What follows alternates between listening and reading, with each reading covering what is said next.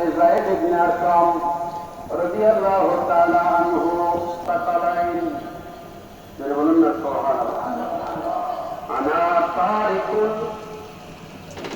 فيكم الثقلين আমি তোমাদের সাথে ছেড়ে যাচ্ছি, তোমাদের সাথে রেখে যাচ্ছি দুইটা ভারী জিনিস। সুবহানাল্লাহ, কি জিনিস? আল্লাহ নবী বলেন,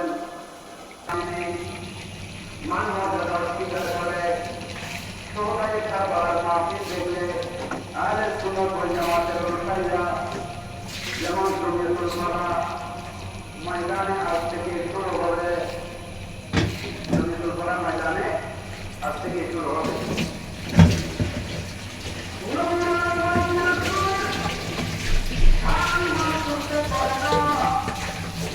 এটা বর্ণনা করতে পারে না, কারণ আল্লাহ তাদেরকে গুমরাহ করে দিয়েছেন।